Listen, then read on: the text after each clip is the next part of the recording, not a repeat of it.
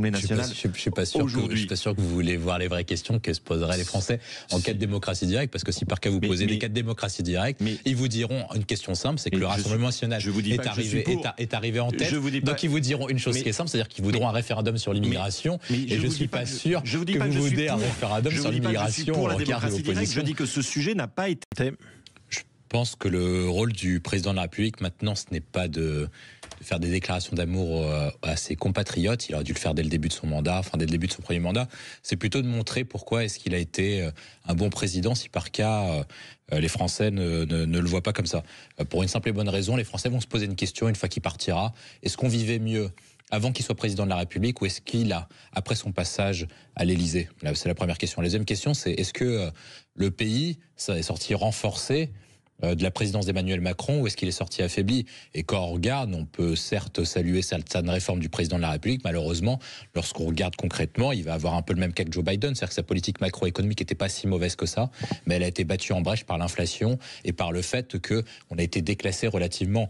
Pour un chiffre que je prends à chaque fois et qui est simple, c'est que le PIB par habitant de la France était à peu près équivalent en 2005-2008 entre l'Union européenne et les États-Unis. Et aujourd'hui, un Américain gagne $80 000 par tête, un Français gagne $44 000. Donc on passe du simple au double, ce qui est quand même beaucoup. Donc le déclin de la France a commencé sous Nicolas Sarkozy avec la crise de 2008. Avec la crise de 2008 notamment, et surtout ça s'est accentué par François Hollande, et Emmanuel Macron n'a pas pu remédier à cette crise. L'autre point qui est important, c'est est-ce que d'un point de vue affaires internationales, parce que c'est l'autre volet qui lui reste dans la mesure où maintenant c'est plus lui qui décide des affaires nationales, est-ce qu'on est renforcé ou pas, ou est-ce qu'on n'a pas continuellement cette fait humilier sur la scène internationale? Et quand on prend les positions du président de la République, il avait commencé avec Trump revient, mais il avait commencé avec Trump et finalement Trump l'a jeté dehors, et notamment il l'avait jeté dehors avec les accords de Paris. Il avait essayé de casser le bras aux Anglais avec le Brexit, il n'a pas réussi à le faire. Il avait essayé de s'implanter au Liban, ça n'a pas marché. En Afrique, on a perdu l'ensemble de nos positions. En Asie de l'Est également. Avec la Russie, ça n'a pas marché non plus. Et au sein des instances européennes, tout le monde vous dira, qui connaît la politique européenne, que la voix de la France ne porte plus. Et au final, la voix de la France, surtout la voix de la France d'Emmanuel Macron, ne porte plus dans le monde. Crise. L'autre point qui est important, c'est est-ce que d'un point de vue affaires internationales, parce que c'est l'autre volet qui lui reste dans la mesure où maintenant c'est plus lui qui décide des affaires nationales, est-ce qu'on est renforcé ou pas, ou est-ce qu'on n'a pas continuellement cette fait humilier sur la scène internationale? Et quand on prend les positions du président de la République, il avait commencé avec Trump revient, mais il avait commencé avec Trump et finalement Trump l'a jeté dehors, et notamment il l'avait jeté dehors avec les accords de Paris. Il avait essayé de casser le bras aux Anglais avec le Brexit, il n'a pas réussi à le faire. Il avait essayé de s'implanter au Liban, ça n'a pas marché. En Afrique, on a perdu l'ensemble de nos positions.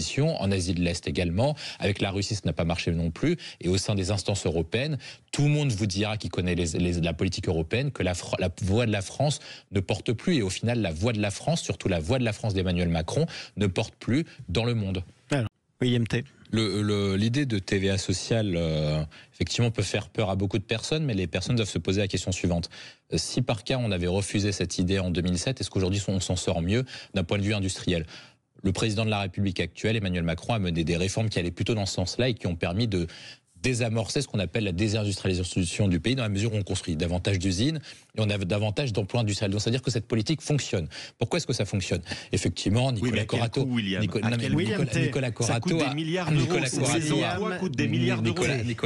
Nicolas Corato a raison de rappeler en disant à chaque fois à peu près le même truc, c'est-à-dire qu'on à peu près les mêmes remèdes en disant oui, on touche les plus précaires, etc. Mais on dépense 33% de notre budget en dépenses sociales et pour autant, on n'a jamais eu autant de pauvres dans notre pays, 14,4% qui sont sous le seuil de pauvreté.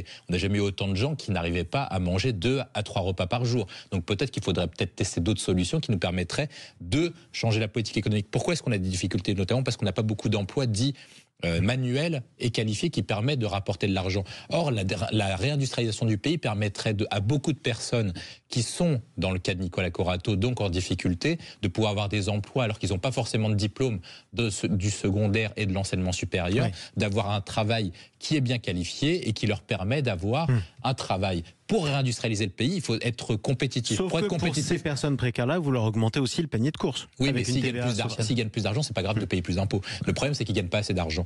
Donc le premier point, c'est réindustrialiser le pays. Pour réindustrialiser le pays, la difficulté qu'on a est double. Le premier, c'est la compétitivité hors coût, mais ça reprendra des années, ça s'appelle l'innovation, la réglementation, débureaucratiser le pays, etc. Et l'autre point, c'est la compétitivité.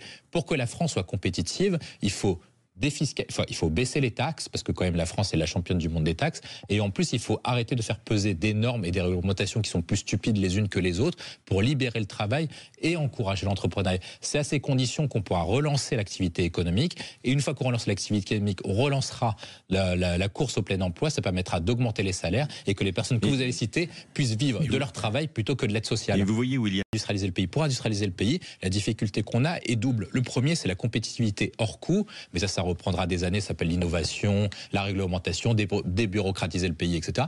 Et l'autre point, c'est la compétitivité.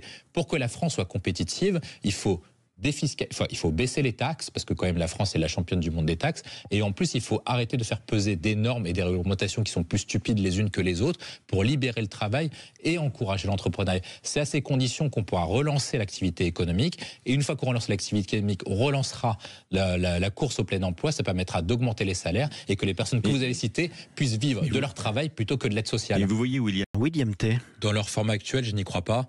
Par contre, on peut avoir ce qui reste sur le fond du mouvement des Gilets jaunes. Pour moi, on s'est trompé sur le mouvement des Gilets jaunes. Le mouvement des jaunes repose sur le constat qui est le suivant. On est de plus en plus taxés, on a de moins en moins de loisirs, de revenus et de services publics.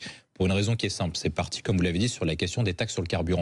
C'est-à-dire qu'on on impose aux Français des injonctions qui sont contradictoires. On leur dit, prenez la voiture à essence, puis ensuite après, prenez la voiture à gasoil, puis finalement, vous n'avez rien compris, et maintenant, vous allez prendre la voiture électrique. Mais comment on fait pour prendre la voiture électrique si on n'a pas de borne électrique? Ça fait un moment qu'on ne dit plus aux Français de prendre la voiture à gasoil. Non, mais on a changé, et puis on a changé continuellement. Donc les Français ne comprennent pas les injonctions contradictoires. Deuxième point, ils avaient un problème, c'est que la France périphérique est la France qui touche le moins de revenus en termes de transferts sociaux et en termes de services publics. C'est-à-dire qu'on leur demande, parce que c'est ce qu'on appelle la France du travail, ils pèsent de plus en plus à travers les impôts sur le revenu, la CSG, les contributions sociales, etc. Pour autant, ils n'ont pas de retour équivalent en termes de services publics, et se pose une question simple. On est de plus en plus taxés, on a de moins en moins de retour sur investissement. Où est-ce que part notre argent? Et peut-être qu'ils sont venus à Paris peut-être pour protester contre cet équilibre et cette construction française qui était centrée soit sur les métropoles et ses banlieues, soit vers d'autres territoires qui étaient peut-être pas les territoires privilégiés ou les plus défavorisés en France. Donc il pourrait revenir pour vous sous une autre forme. Mais pas sous la dénomination Gilets jaunes. Nicolas Corato. Oui, D'abord, est-ce que vous regrettez le mouvement des Gilets jaunes? Non.